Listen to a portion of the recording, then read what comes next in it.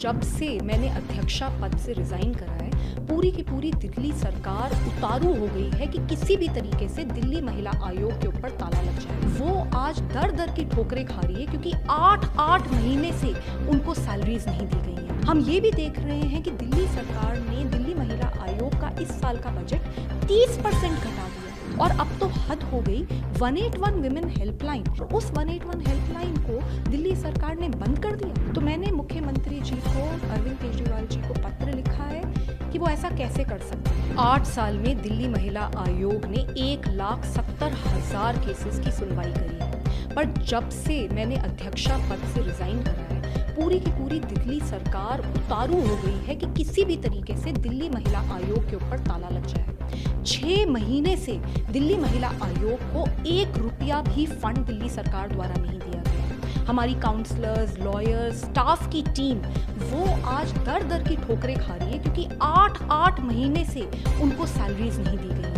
इनमें से कई लड़कियां खुद रेप सर्वाइवर्स हैं, एसिड अटैक सर्वाइवर्स हैं, कैंसर पीड़ित हैं और उन तक को सैलरीज नहीं दी गई। इनमें से कई लड़कियों ने अपनी जान पे खेलकर कितनी बच्चियों को सेक्स ट्रैफिकर्स तक से बचाया गया है, पर आज यही लड़कियां भूखे पेट दूसरों की कंप्लेंट हैंडल करने के लिए मजबूर कर दी गई।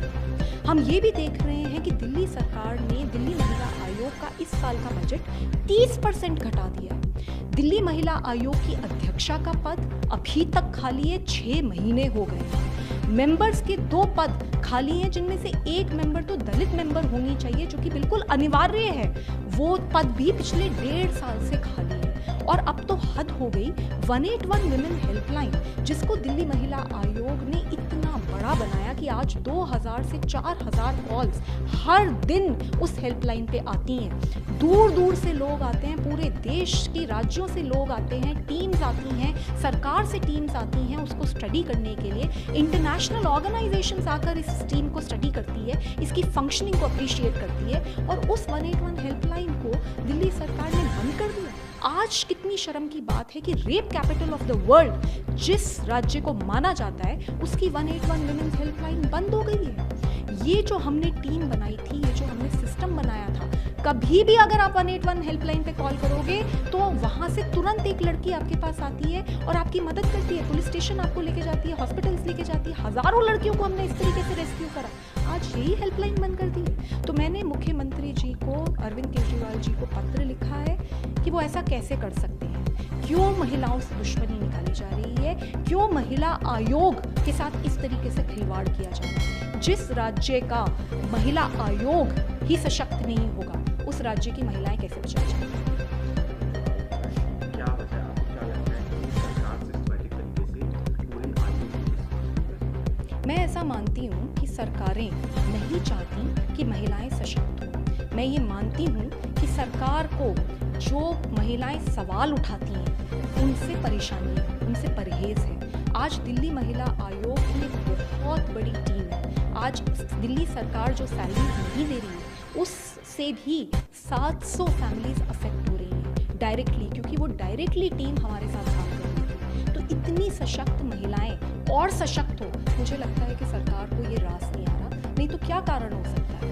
बहुत ही शर्म की बात है, rape capital of the world जिस राज्य को माना जाता है, अगर उसके ही महिला आयोग को एक एक करके तोड़ा जाए तो फिर दिल्ली में महिलाएं कहाँ जाएंगी। मैंने अपने खून और पसीने से दिल्ली महिला आयोग को यहाँ तक ये रूप दिया था। मैंने और मेरी पूरी टीम ने मिलकर कई रातें हम लोगों ने काम करा है, हर हॉलीडे पे हम लोगों ने काम करा है, तब जाके दिल्ली महिला आयोग आज इतनी सशक्त ऑर्गेनाइजेशन बना था। और बहुत शर्म की बात है कि जैसे ही मैंने रिजाइन करा, उस ऑर्गेनाइजेशन को कंटिन्यू करने के लिए, उस ऑर्गेनाइजेशन को बढ़ावा देने की जगह उल्टा उस ऑर्गेनाइजेशन पे ताले लगाने की प्रयास चल रहा है।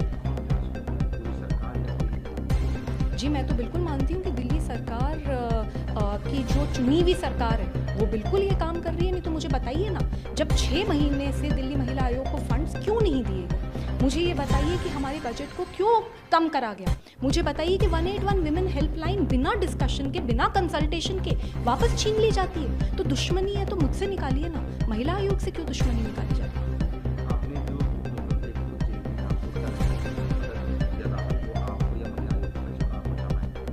महिला आयोग राहत लेकर रहेगा। महिलाएं बहुत सशक्त हैं, हमें जहां जाना पड़ेगा हम जाएंगी और महिला आयोग को कुछ भी नहीं होने देंगे, क्योंकि हमारी खून और पसीने से ये ऑर्गेनाइजेशन बनी है। और अगर दिल्ली जैसी जगह पे जहां हर दिन 6 रेप्स होते हैं, अगर वहीं पे महिला आयोग कमज़ोर हो गया तो मुझे नहीं लगता कि दिल्ली की लड़कियां बिल्कुल भी सुरक्षित हो पाएंगी। इसलिए महिला आयोग को सशक्त करना है और उसके लिए मुझे चाहे कुछ भी करना पड़े मैं ज़रूर करूँगी। इसके अलावा और पार्लियामेंट का भी दबाव। जी बिल्कुल, ये दोनों विकल्प मैं देखती हूँ। मैं कोर्ट का भी रास्ता अपनाऊंगी, because it's a very urgent issue and a very important issue. Women commission सारे देश के सशक्त होने चाहिए। एक ऑर्गेनाइजेशन जिसमें पिछली चेयरपर्सन ने 8 साल में एक केस हैंडल करा था, उसको हमने स्क्रैच से बनाया है, बिल्कुल ज़ीरो से आज इस मुकाम पर लेकर आए। और सरकार का क्या रोल है, क्या रवैया है, इस मुकाम पे लेकर आए, इसको बढ़ावा दें, इसको और सशक्त करें। इसने ऐसी ऑर्गेनाइजेशन में एक ऐसी महिला आयोग की अध्यक्ष बनाए जो हमसे भी ज़्यादा काम करें, और इन्होंने तो बिल्कुल ही उसको तब पर ताला लगाने की जो प्रयास कर रहे हैं, इसको हम बिल्कुल सिरे से नकारते हैं। और चाहे जो करना पड़े, चाहे सड़क पे उतरना पड़े, चाहे कोर्ट जाना पड़े, इस देश की सारी एजेंसी इसके पास जाना पड़े, मैं हम ज़रूर जाएंगे और महिला आयोग